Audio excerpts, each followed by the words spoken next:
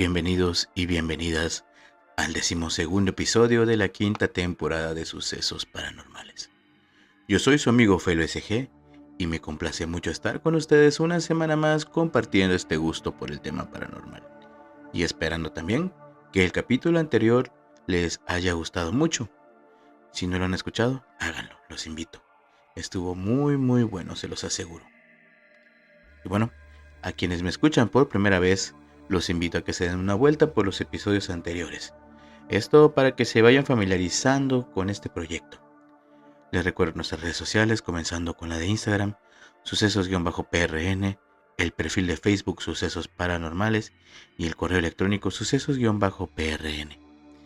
Si así lo desean, pueden agregarme a dichas redes y también contarme alguna historia o experiencia paranormal, enviarme alguna foto o video de índole paranormal o sugerirme algún tema que pudiéramos abordar más adelante.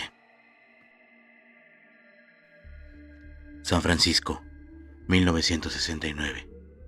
Mientras el mundo miraba hacia la luna y la cultura hippie predicaba el amor, una sombra se proyectaba sobre las calles del norte de California. No era un criminal común. No buscaba dinero ni fama efímera. Buscaba el control absoluto a través del miedo. Me gusta matar gente porque es mucho más divertido que matar animales salvajes en el bosque. Esas fueron las palabras que helaron la sangre de los editores del San Francisco Chronicle, firmadas con un extraño círculo cruzado por una cruz.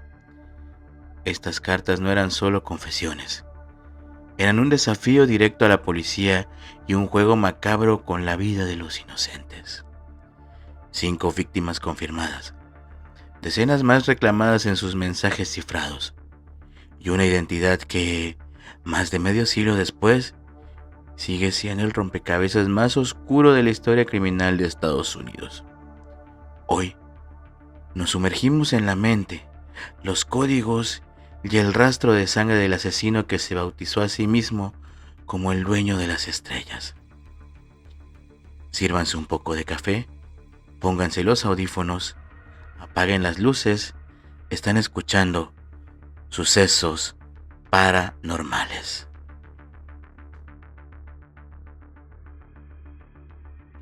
El enigma del Zodiaco, terror en la bahía.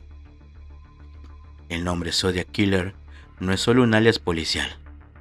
Fue el seudónimo que un asesino en serie, aún hoy desconocido, eligió para burlarse de las autoridades mientras sembraba el pánico en el norte de Carolina a finales de los años 60. Entre diciembre de 1968 y octubre de 1969, el Zodiaco se cobró la vida de 5 víctimas confirmadas en el área de San Francisco. Su patrón de ataque era variado, pero letal. Sus crímenes no tenían fronteras, moviéndose con agilidad entre paisajes rurales, suburbanos y el corazón de la ciudad. A través de testimonios y el análisis de sus provocaciones, se logró trazar un perfil estimado del criminal en el momento de sus ataques. Se le describía como un hombre de raza blanca, con una edad entre los 40 y 50 años, con una complexión corpulenta y cabello castaño. Poseía una gran inteligencia y conocimientos avanzados en criptografía. Más allá de la tragedia, el caso se ha consolidado como el asesinato sin resolver más emblemático de los Estados Unidos. La figura del Zodiaco ha trascendido los archivos policiales para convertirse en un ícono oscuro de la cultura popular, alimentando durante décadas las teorías de investigadores académicos y detectives aficionados que aún sueñan con descifrar su identidad. Este es el Zodiaco hablando.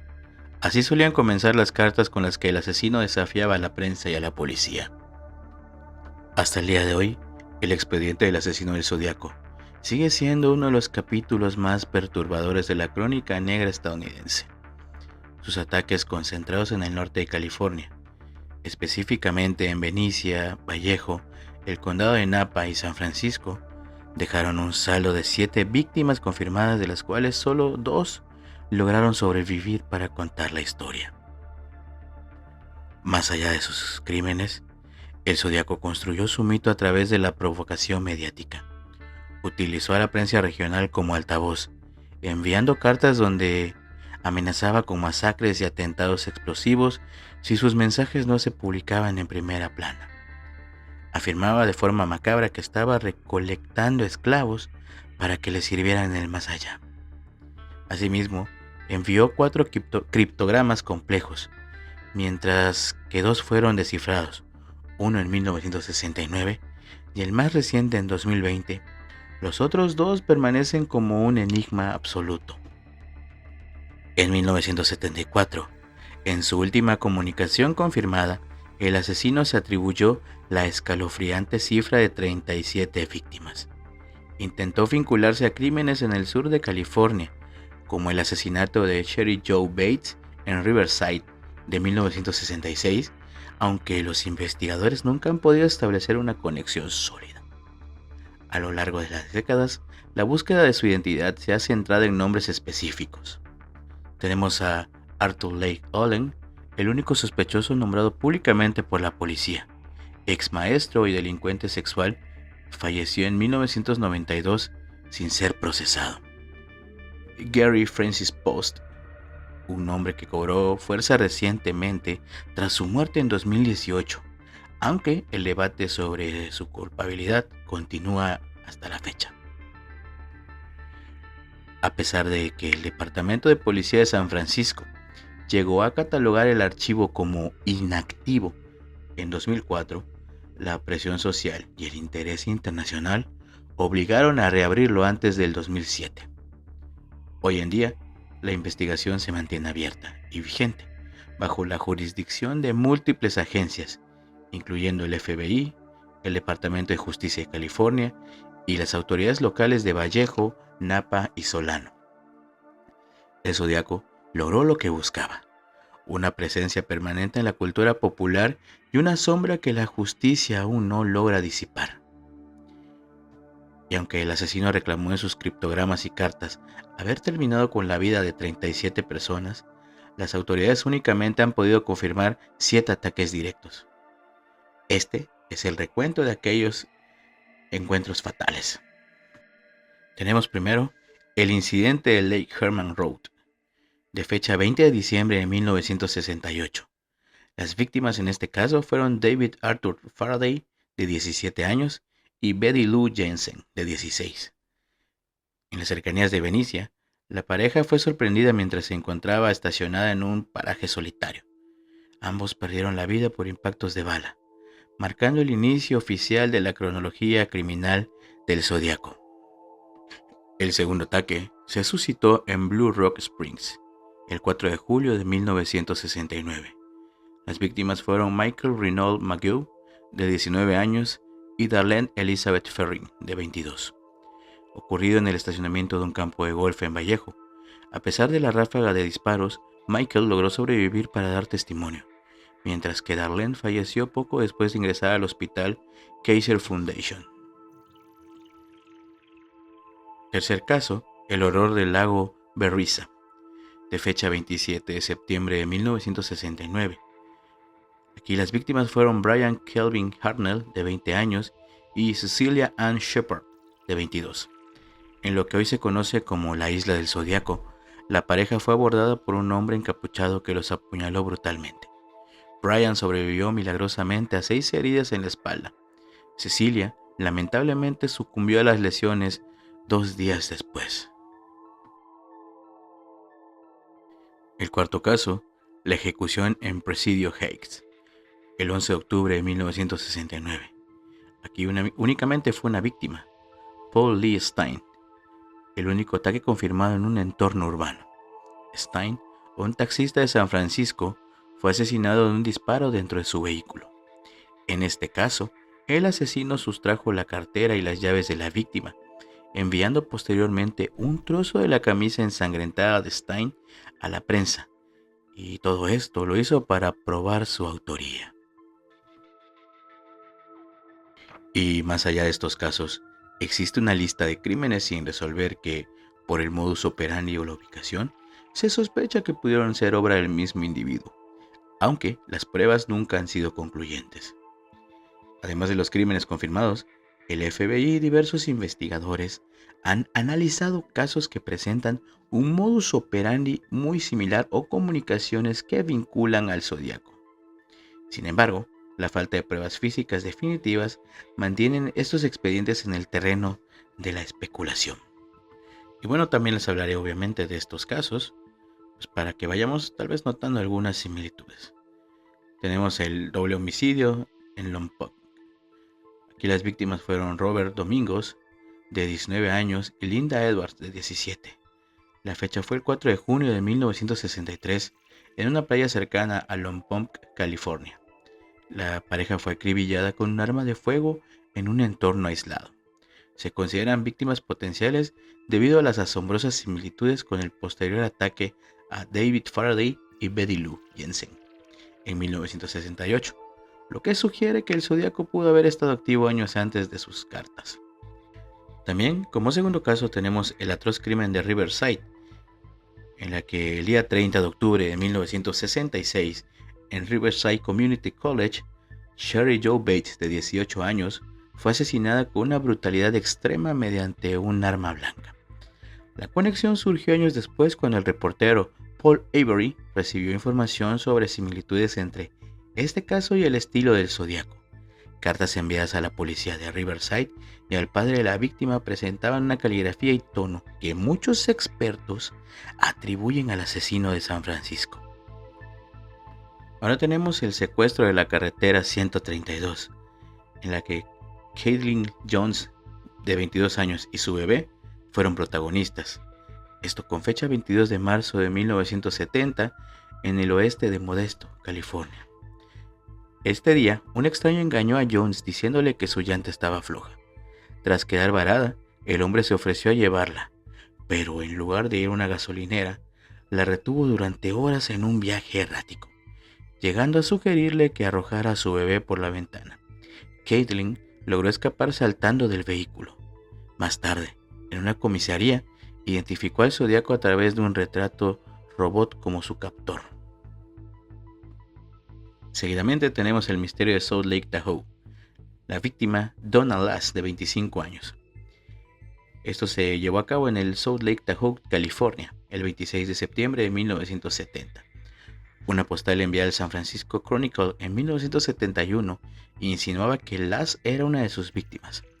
Durante décadas, el caso fue un callejón sin salida debido a conflictos de jurisdicción y la ausencia de un cuerpo. Fue hasta 1968 que se halló un cráneo cerca de la carretera 20, pero fue hasta 2023 que las pruebas de ADN confirmaron que pertenecía a Donna Lass. A pesar de este hallazgo, la autoría del zodiaco sigue siendo materia de debate forense. Este listado refleja la complejidad de un caso donde la realidad y las atribuciones del propio asesino suelen confundirse, dejando heridas abiertas que la ciencia apenas comienza a cerrar. Bueno, ahora vamos a hablar un poco más detalladamente de los casos confirmados del zodiaco, los cuales les mencioné hace unos minutos. Asimismo, también vamos a tocar los otros casos, los que están entredichos si se les atribuye o no al zodiaco, y que también les mencioné.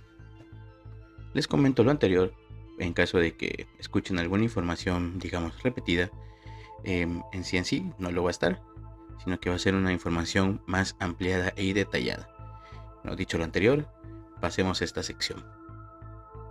El misterio del asesino del zodiaco comenzó a fraguarse la noche del 20 de diciembre de 1968. Lo que debía ser una idílica primera cita para los adolescentes Betty Lou Jensen y David Faraday terminó en una tragedia que sacudiría los límites de Venice, California. La pareja había planeado asistir a un concierto navideño, pero tras una breve parada en un restaurante, decidieron estacionarse en un apartado cruce de Lake Herman Road alrededor de las 10 de la noche.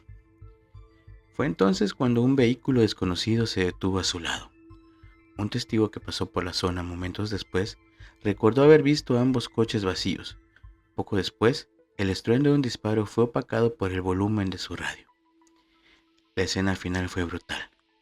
El agresor disparó a Faraday a quemarropa en la cabeza y acribilló a Jensen con 5 impactos por la espalda mientras ella intentaba huir desesperadamente.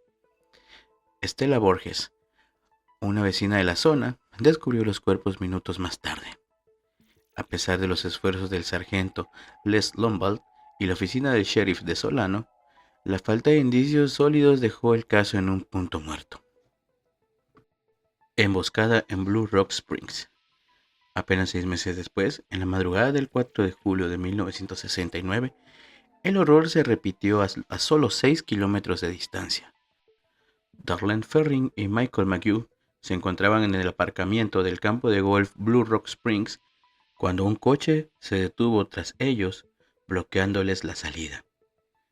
El atacante descendió, lo cegó con una linterna potente y abrió fuego con una Luger de 9 milímetros. A las 0:40 de esa misma noche, una voz masculina llamó a la policía de Vallejo, no solo para denunciar un crimen, sino para reivindicar la autoría de este ataque y de los asesinatos de Lake Herman Road. La llamada se rastreó hasta una cabina telefónica situada a pocos metros de la oficina del sheriff. Darlene Ferrin fue declarada muerta al llegar al hospital, mientras que Michael McHugh milagrosamente sobrevivió tras recibir impactos en el rostro, el cuello y el pecho. El caso tomó un matiz mediático y especulativo con los años. En su célebre libro Zodiac, Robert Graysmith sugirió una conexión personal entre el asesino y Ferrin, quien trabajaba como camarera en Terry's Waffle House. Se teorizó que el criminal pudo haber sido un cliente obsesionado que confesó sus crímenes previos a la joven, y luego la mató por temor a ser delatado o por un supuesto chantaje.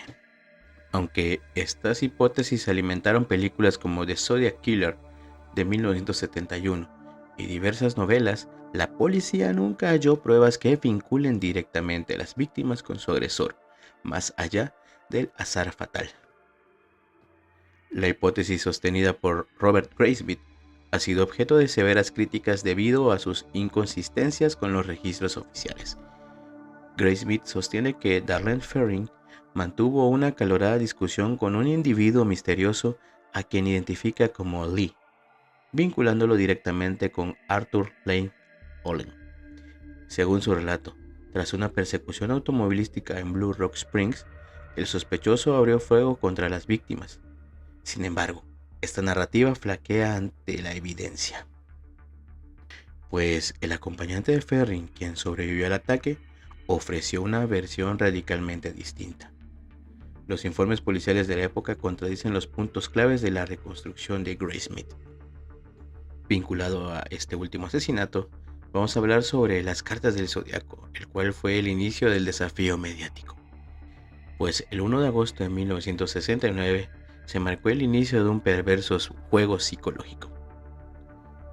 3 redacciones de prensa, el Vallejo Times Herald, el San Francisco Chronicle y el San Francisco Examiner, recibieron misivas casi idénticas donde el criminal se adjudicaba los asesinatos cometidos hasta la fecha. Cada carta incluía una sección de un código cifrado que, según el autor, revelaría su identidad.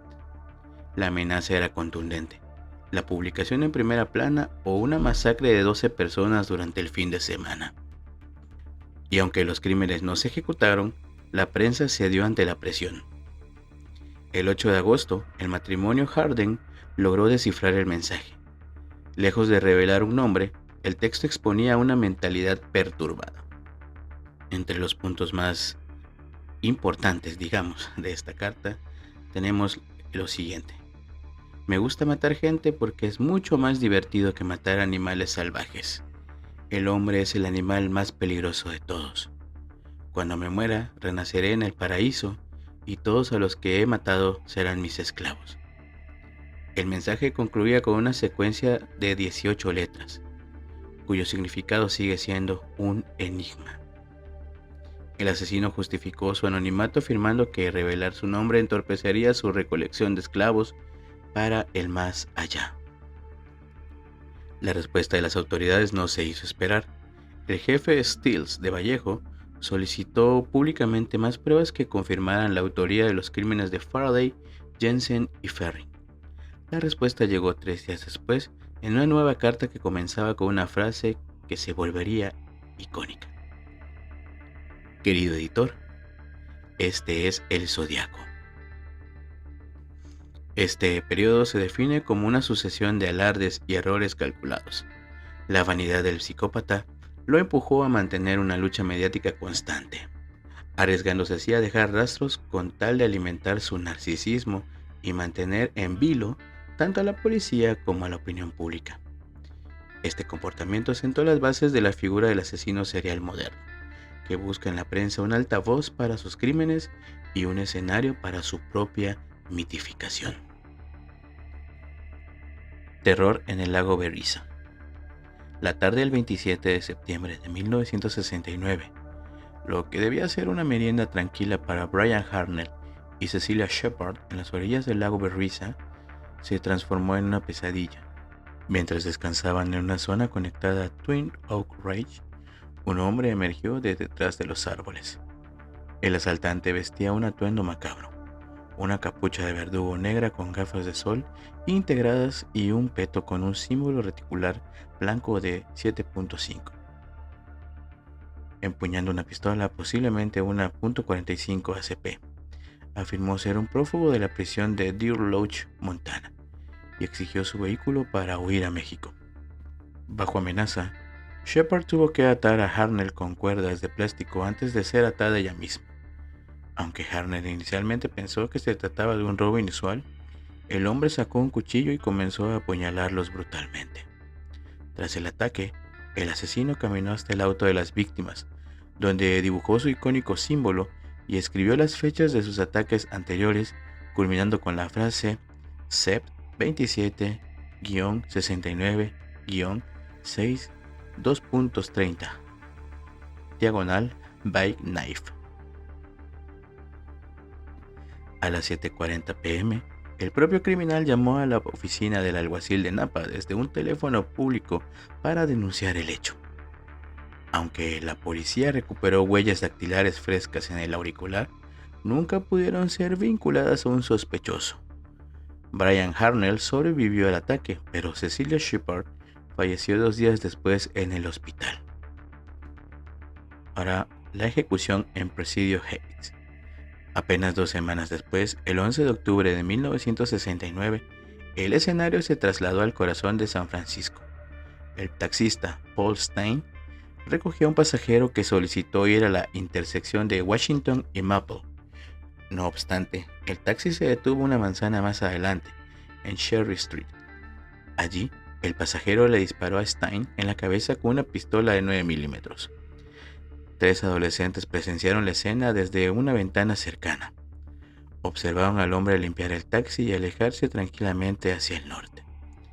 Debido a un error en la comunicación radial que describía al sospechoso como un hombre negro en lugar de caucásico, 2 oficiales que patrullaban la zona, Don Falk y Eric Selms, pasaron junto al asesino sin detenerlo.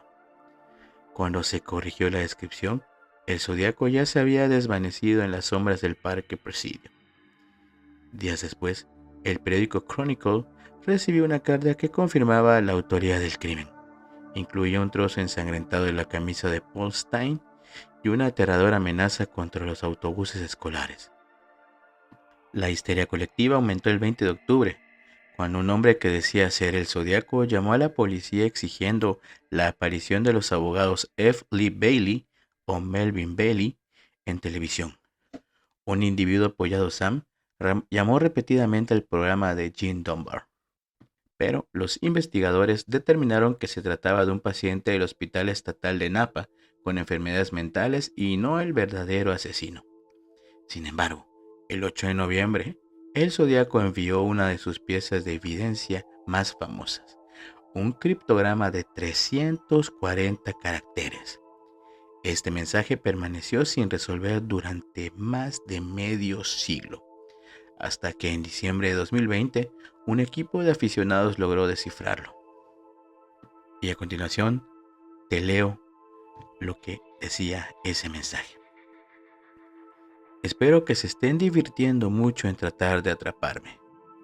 No tengo miedo de la cámara de gas porque me enviará al paraíso, todo más pronto porque ahora tengo suficientes esclavos que trabajan para mí. No tengo miedo porque sé que mi nueva vida será fácil en el paraíso de la muerte. El año 1969 cerró con una última misiva enviada a Melvin Valley el 20 de diciembre, que incluía otro trozo de la camisa de Stein y una desesperada y probablemente falsa petición de ayuda. A pesar de los esfuerzos del detective Ken Narlow y de los más de 2.500 sospechosos investigados, la identidad del hombre tras la capucha sigue siendo uno de los mayores enigmas criminales de la historia. Ahora hablaremos de los casos que pudieran estar vinculados al asesino del Zodiaco. Y bueno, ahora vamos a analizar el incidente de Modesto, el secuestro en la carretera. La noche del 22 de marzo de 1970, Caitlin Jones conducía por la carretera 132 cerca de Modesto, California. Jones, embarazada de 7 meses y acompañada por su hija de 10 meses, se dirigía a visitar a su madre cuando un conductor detrás de ella comenzó a hacerle señales frenéticas con las luces y el claxon. Al detenerse, el hombre le informó que su llanta trasera derecha estaba floja y se ofreció amablemente a apretar las tuercas. Sin embargo, tras la supuesta reparación, el hombre se alejó y en cuanto Jones intentó retomar la marcha, la rueda se desprendió por completo. El extraño regresó de inmediato y se ofreció a llevarlas a la gasolinera más cercana. Ante la vulnerabilidad de su situación, Jones aceptó subir a su vehículo. Y lo que debía ser un trayecto corto se convirtió en una travesía de 3 horas. El hombre condujo sin rumbo por las calles de Tracy, ignorando deliberadamente varias estaciones de servicio. Ante las preguntas de una Jones cada vez más aterrada, el conductor se limitaba a evadir las respuestas manteniendo un comportamiento errático. En un descuido del captor, al detenerse en una intersección, Jones aprovechó para saltar del vehículo con su hija en brazos y ocultarse en la maleza de un campo cercano. El hombre descendió para buscarlas, pero la aparición providencial de un camionero lo obligó a huir de la escena. Más tarde, mientras presentaba su denuncia en la comisaría de Patterson, Jones experimentó un momento de terror absoluto al ver en la pared el retrato robot generado a partir del caso de Paul Stein. Lo identificó de inmediato como el hombre que las había mantenido cautivas. Mientras se procesaba la denuncia, su propio automóvil fue hallado en la carretera totalmente incendiado y destrozado. A pesar del impactante testimonio, el caso de Caitlin Jones es uno de los más polémicos dentro de la cronología del Zodiaco debido a sus numerosas contradicciones. El comportamiento del captor, en sus declaraciones a la prensa, específicamente a Paul Avery de Chronicle, Jones afirmó que el hombre la amenazó de muerte y que bajó del auto para buscarla con una linterna. Sin embargo, en sus informes policiales iniciales mencionó que el hombre nunca llegó a bajar del vehículo. Existen versiones encontradas sobre si el auto de Jones fue incendiado en el lugar donde se averió o si fue movido previamente por el agresor. Aunque el propio Zodiaco reivindicó este secuestro en una carta posterior, las discrepancias en los relatos de la víctima han llevado a muchos investigadores a dudar si realmente se trató del asesino en serie o de un imitador que aprovechó la paranoia de la época. Este incidente marcó un punto de inflexión en las investigaciones, ya que sugirió que el Zodiaco podría estar cambiando su modus operandi de ataques directos a secuestros psicológicos. Y es así que llegamos a 1970, donde comienza el juego de acertijos y la amenaza de las bombas. Es a lo largo de este año que el asesino del Zodiaco intensificó su guerra psicológica contra las autoridades de San Francisco. Sus misivas dejaron de ser simples confesiones para convertirse en desafíos matemáticos y criptográficos diseñados para humillar al departamento de policía. El 20 de abril de 1970, el criminal envió una carta con una frase que ha obsesionado a los investigadores por décadas. Decía así: "Mi nombre es", y un espacio en blanco, seguido de una cadena de 13 caracteres cifrados que, hasta el día de hoy, no han sido resueltos de forma concluyente. En la misma carta se desmarcó de un reciente atentado con una bomba en una comisaría, donde murió el sargento Brian McDonald, pero aprovechó para expresar su retorcida filosofía. Aseguró que había más gloria en asesinar a un oficial de policía que a un civil. debido a que el policía tenía la oportunidad de defenderse. La nota incluía el diagrama de un artefacto explosivo destinado, según él, a un autobús escolar, y cerraba con un marcador burlón. Zodiaco, signo de igual, 10, SFPD, que son las siglas del Departamento de Policía de San Francisco, el signo de igual y 0. El 26 de junio de 1970, el asesino envió una de las piezas más complejas, un mapa de la bahía de San Francisco de la gasolinera Phillips 66. Sobre el Monte Diablo, dibujó su característico símbolo reticular, pero esta vez con números que lo asemejaban a la carátula de un reloj, indicando que el 0 debía alinearse con el norte magnético. Acompañando al mapa, envió un nuevo código de 32 letras que supuestamente revelaba la ubicación de una bomba enterrada. Meses después, envió una pista adicional. El código de MT Diablo refiere radianes más el número de signo pulgadas por radianes. El uso del término radian, que es una unidad de medida angular, permitió a investigadores como Gated Penn trazar ángulos desde el Monte Diablo. Al seguir estas coordenadas matemáticas sobre el mapa, se descubrió que las líneas apuntaban directamente a sitios de ataques previos del Zodiaco.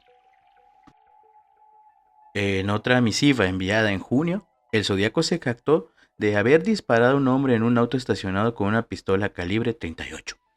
Muchos relacionaron esto con el asesinato del sargento Richard Redditch, ocurrido poco antes mientras redactaba una multa en su patrulla. Aunque la policía de San Francisco negó públicamente la conexión, el crimen nunca se resolvió, dejando abierta la posibilidad de que fuera otra víctima del contador del asesino.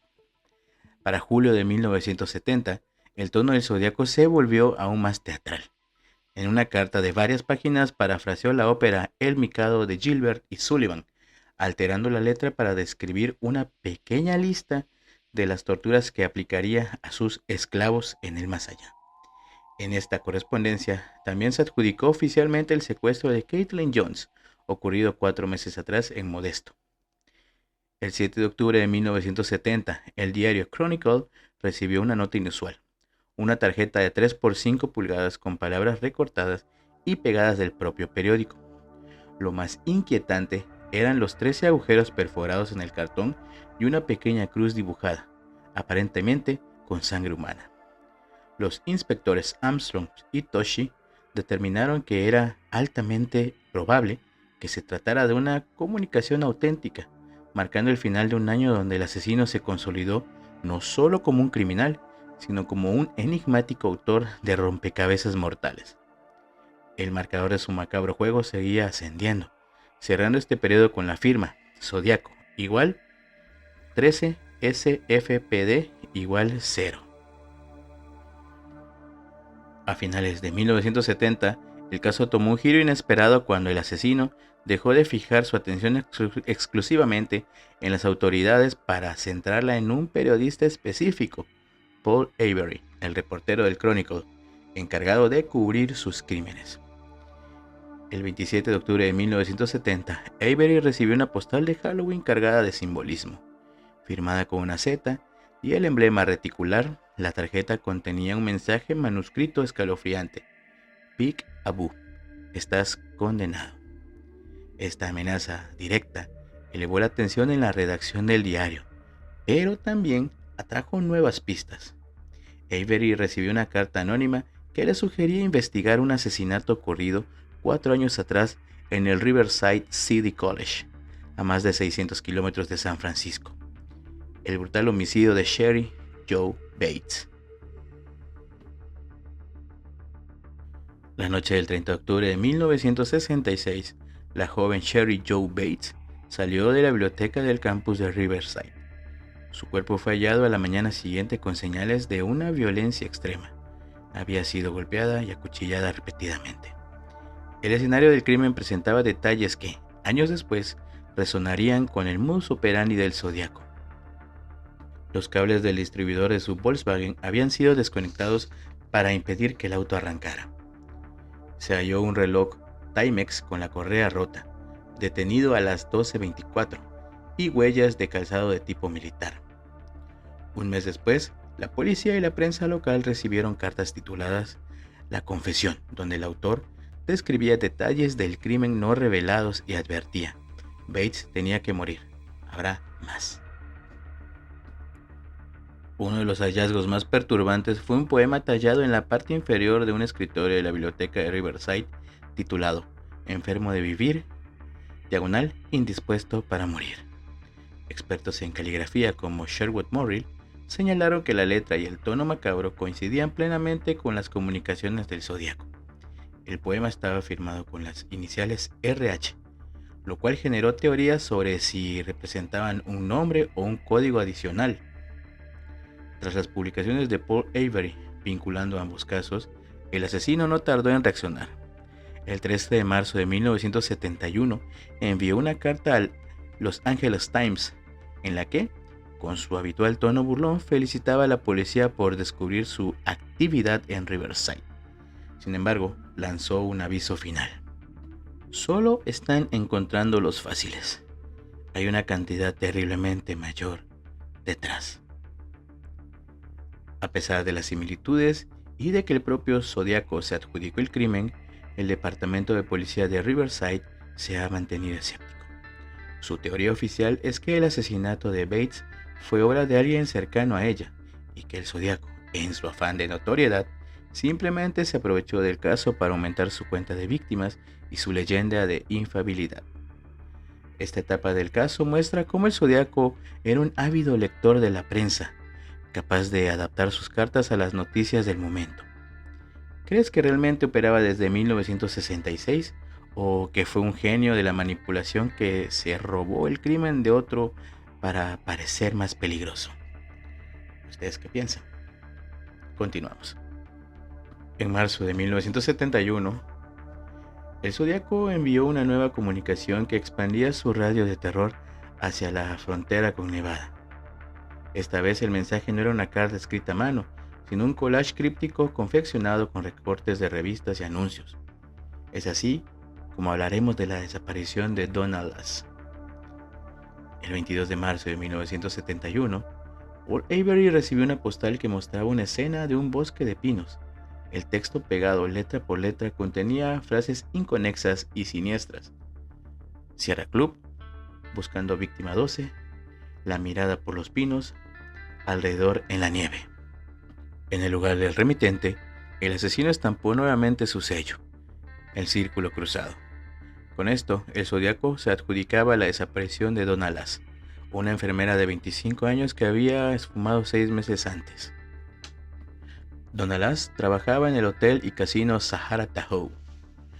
La última vez que se le vio fue la madrugada del 26 de septiembre de 1970, tras atender a un paciente a la 1:40 am.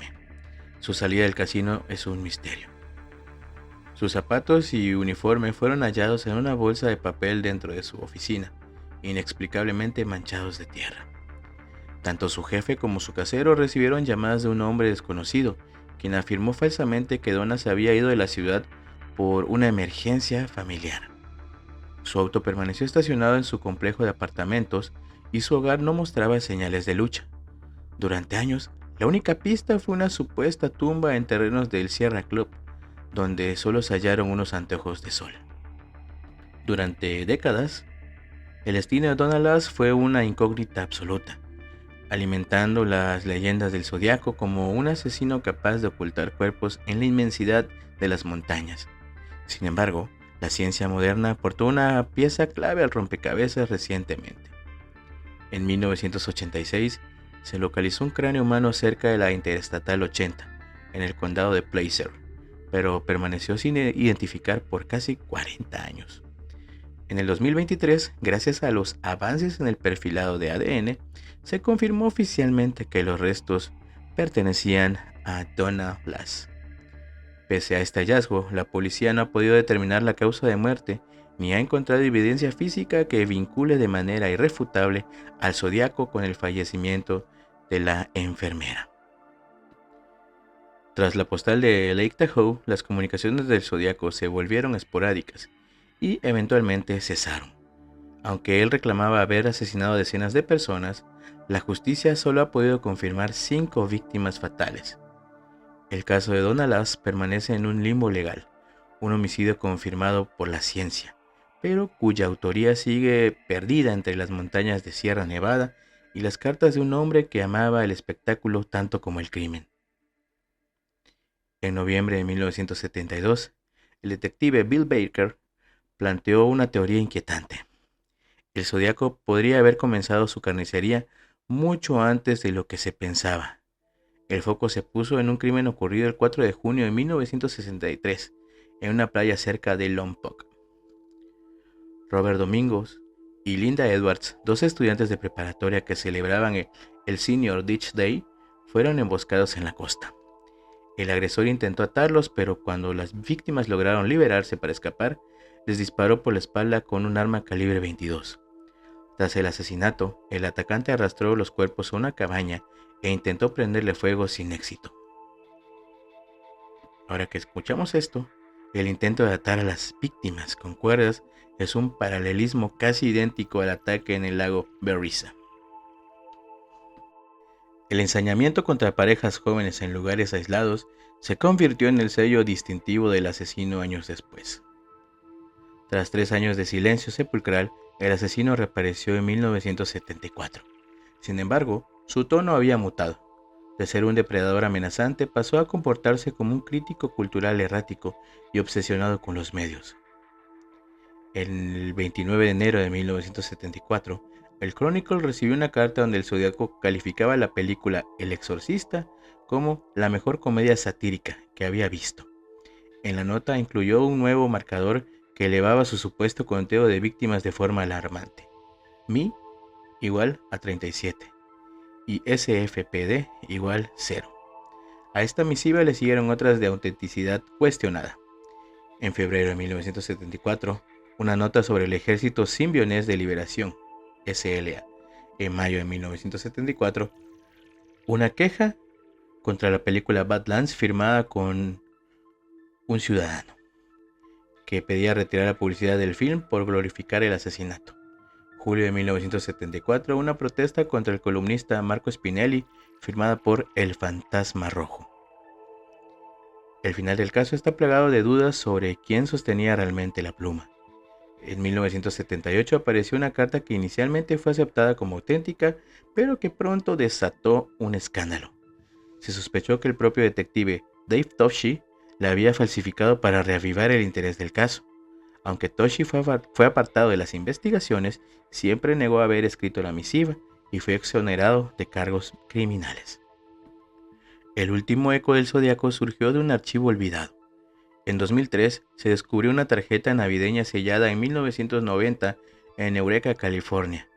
En su interior había una copia fotostática de 2 llaves del Servicio Postal de Estados Unidos, un sobre con una caligrafía que recordaba poderosamente la del asesino, y aunque expertos como Lloyd Cunningham la declararon falsa debido a la ausencia del símbolo del círculo cruzado, otros investigadores mantienen que el estilo y el tono encajan con la evolución de la psique del criminal.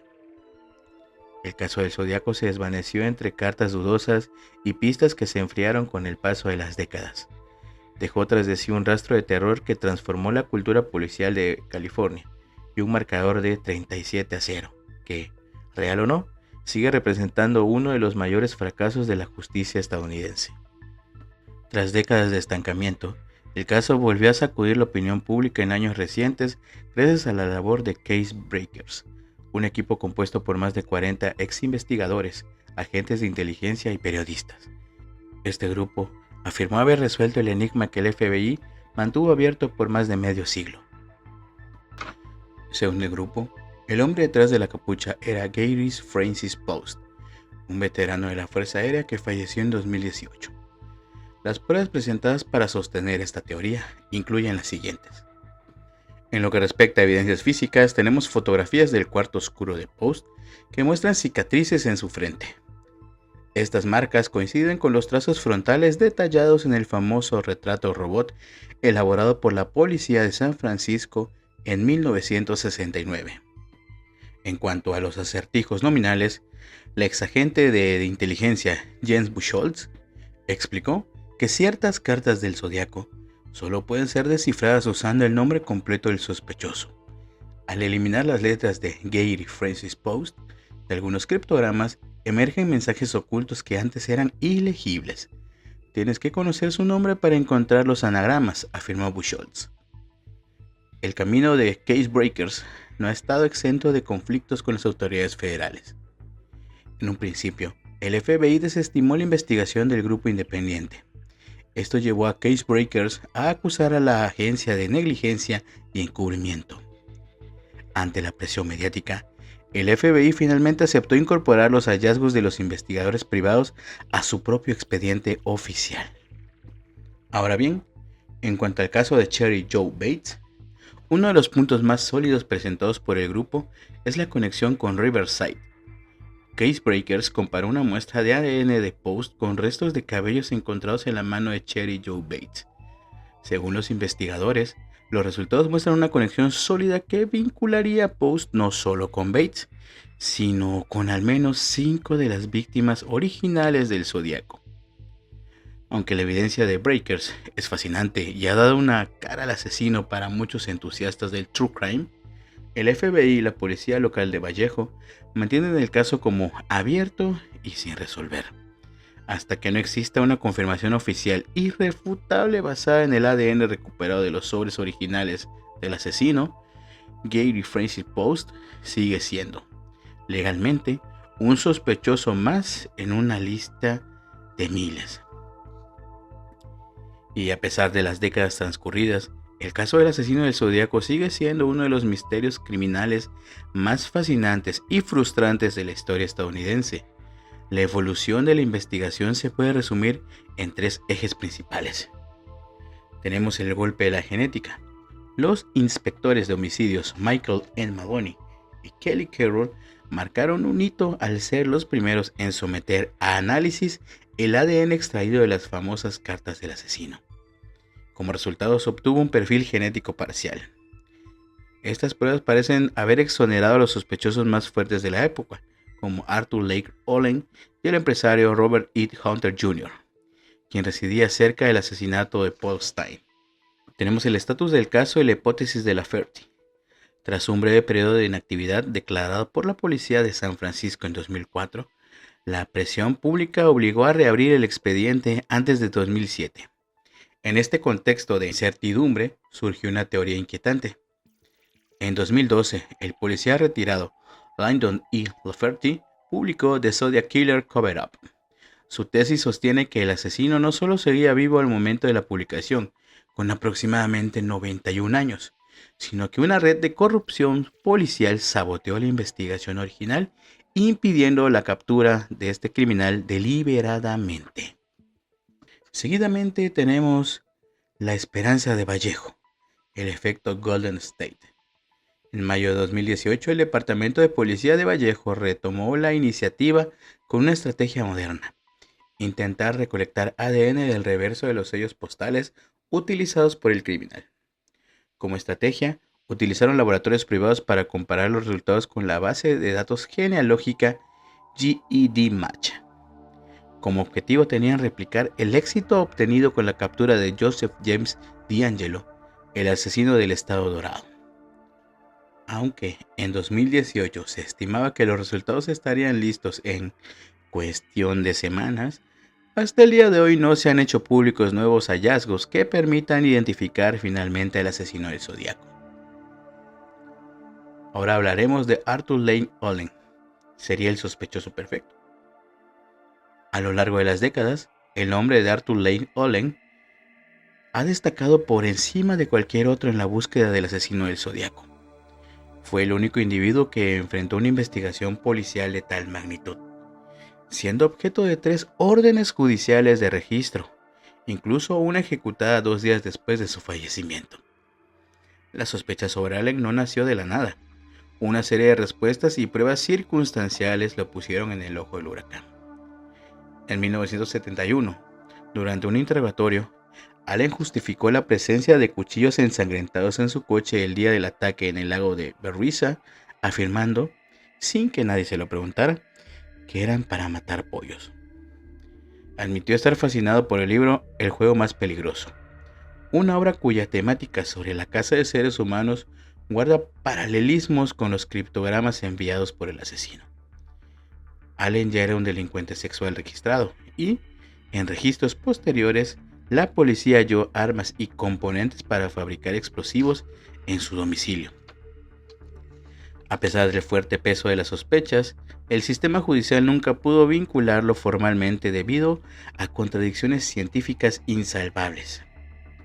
Por ejemplo, la caligrafía no coincidía, aunque se especula que el asesino pudo usar su mano no dominante.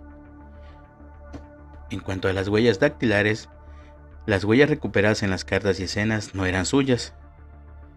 Relativo a las pruebas de ADN, el perfil genético extraído de la saliva de los sellos años después lo excluyó definitivamente. Asimismo, nunca se halló un arma u objeto personal que lo conectara directamente con las víctimas.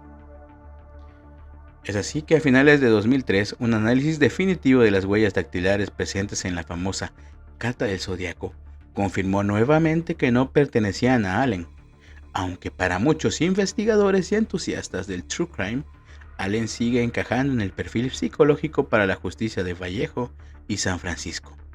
Las pruebas físicas simplemente jamás estuvieron ahí. Este enfoque permite ver por qué Allen es una figura tan divisiva, el sospechoso más lógico para la intuición, pero el más inocente para la ciencia forense. A lo largo de las décadas, la identidad del asesino del Zodiaco ha generado un sinfín de conjeturas, desde motivaciones ocultistas hasta confesiones en el lecho de muerte. Estos son los nombres y las teorías más relevantes que han intentado cerrar uno de los casos más fríos de la historia criminal. Tenemos a Garrett Penn y los rituales ocultos en 1981. Penn sostuvo que los crímenes no eran aleatorios, sino asesinatos rituales diseñados para seguir un patrón geográfico y ocultista. En su tesis acusó directamente a Michael O'Hare, profesor de la Universidad de Berkeley, de ser el responsable. Jack Torrance y el archivo familiar. Dennis Kaufman entregó al FBI pertenencias de su padrastro Jack Torrance que incluían una capucha similar a la utilizada en el ataque del lago Berriza. Sin embargo, para 2010, las pruebas de ADN resultaron no concluyentes. En 2009, el abogado Robert Tarbox afirmó que, décadas atrás, un marino lúcido pero atormentado entró en su oficina y confesó ser el Zodiaco. Tarbox rompió su silencio años después con el único fin de limpiar el nombre de Arthur Lake Olin, el sospechoso más famoso del caso. Ahora hablaremos de evidencias en medios y la cultura popular. Richard Gajkowski y el factor Mystery Quest. Esta investigación se centró en Gajkowski, un editor de un periódico contractual de San Francisco. Su parecido físico con el retrato hablado y la identificación de su voz por parte de la operadora policial Nancy Slover, quien habló con el asesino en 1969, lo convirtieron en un sospechoso de peso. También hay una conexión con la Dalia Negra. El detective retirado Steve Hodel propuso una teoría ambiciosa. Su padre, George Hodel, principal sospechoso del asesinato de Elizabeth Short en 1947, era también el Zodiaco. Se basó en análisis caligráficos y similitudes en el estilo de las cartas enviadas a la prensa.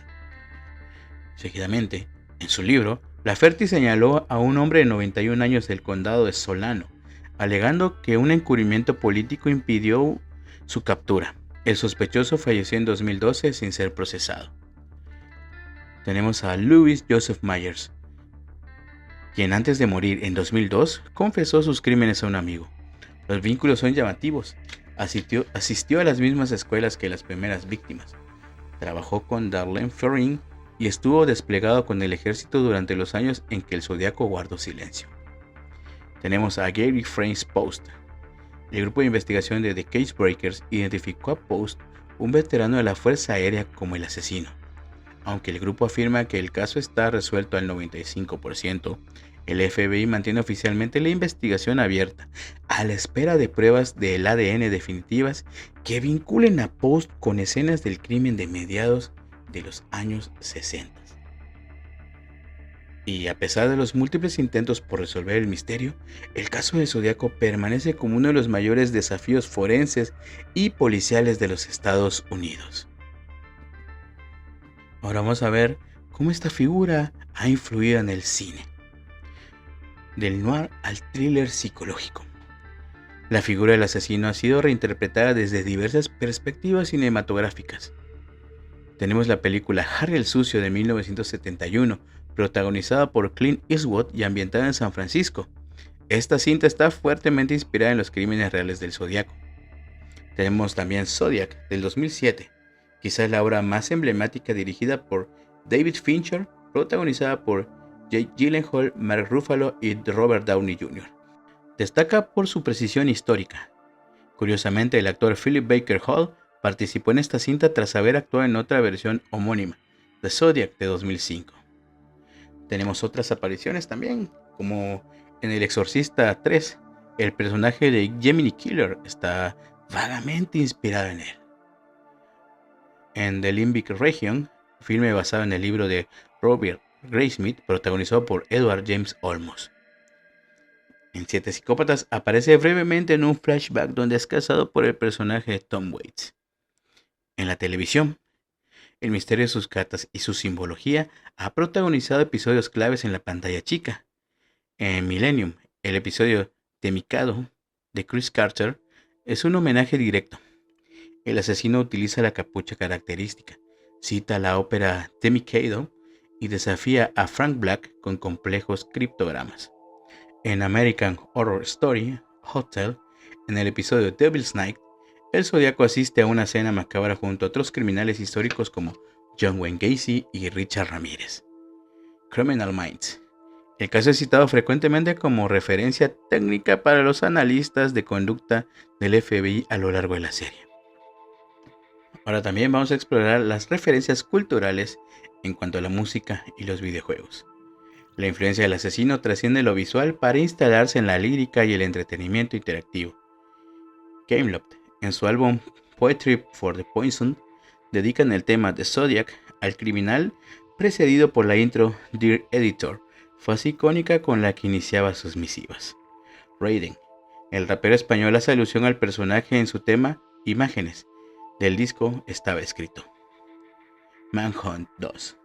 Se ha señalado que el protagonista del videojuego, Daniel Lamb, guarda un notable parecido físico con los bocetos policiales del asesino.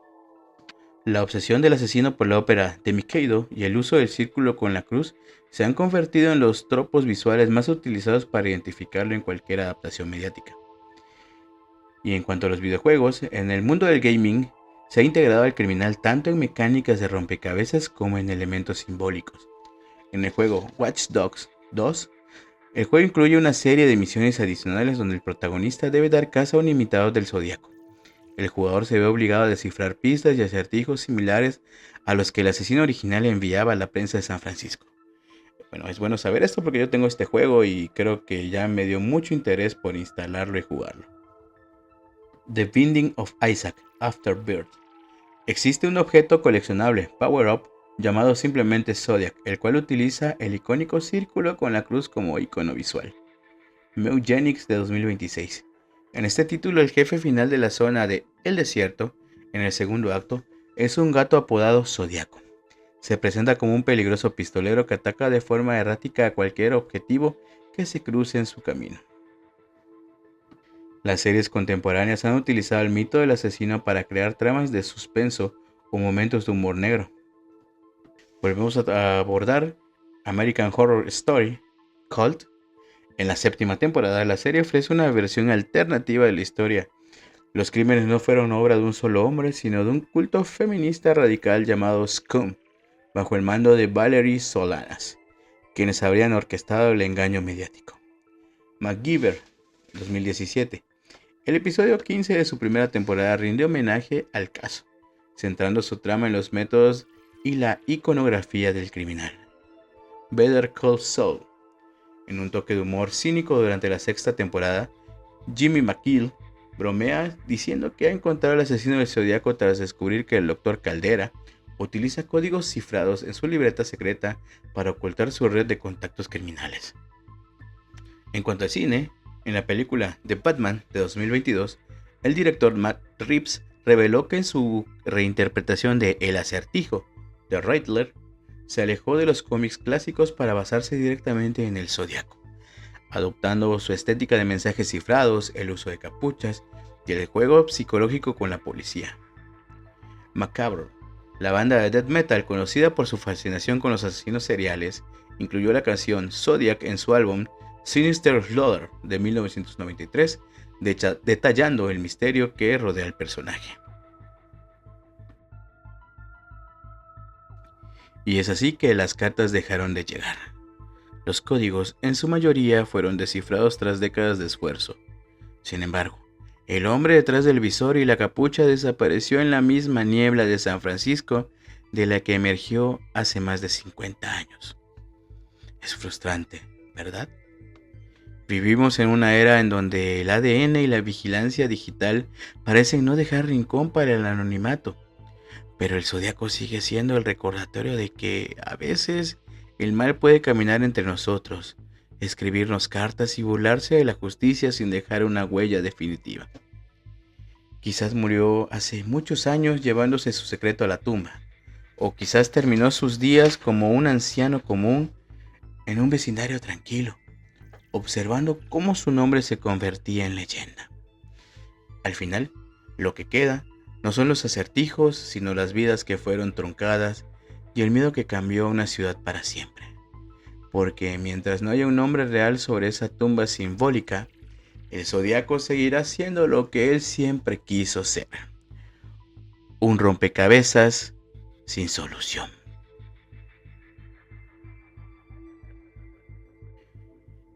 Y bueno, es así como concluimos con este nuevo episodio de Sucesos Paranormales. ¿Qué les ha parecido? A la fecha es el episodio más largo que he grabado. Y pues bueno, como les comenté en el episodio anterior, estoy buscando que la calidad del podcast se eleve. Esto implica el hecho de que yo les traiga investigaciones más elaboradas, datos más amplios, más certeros, para que pues ustedes igual puedan disfrutarlos. Sé que tal vez un episodio largo puede ser un poco tedioso, pero pues muchos los disfrutan. Y bueno, pues ¿por qué no? Te puede dar tiempo de escucharlo por partes, poco a poco, no hay problema, mientras no pierdas el hilo y te guste y lo disfrutes. Y bueno, espero que hayan disfrutado mucho este episodio. Ya nos hacía falta hablar otra vez sobre el crimen real. Teníamos muy abandonada la temática. Y bueno, antes de despedir esta emisión, que hice con mucho cariño para ustedes, agradezco que me hayan escuchado nuevamente, o si son nuevos, que lo hayan hecho por primera vez. En esta ocasión quiero mandar un saludo muy afectuoso y fraternal a mi amigo Rubén Montero, que me dijo hace poco que escucha los episodios en compañía de su esposa antes de irse al trabajo. Te mando un enorme saludo, amigo, y pues no olviden recomendar este canal a sus familiares, amigos, conocidos, etc.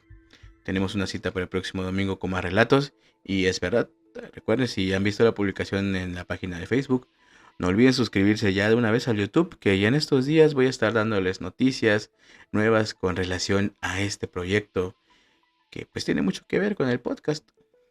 Yo soy tu amigo Felo SG, esto fue Sucesos Paranormales, nos estamos escuchando, muchísimas, pero muchísimas gracias.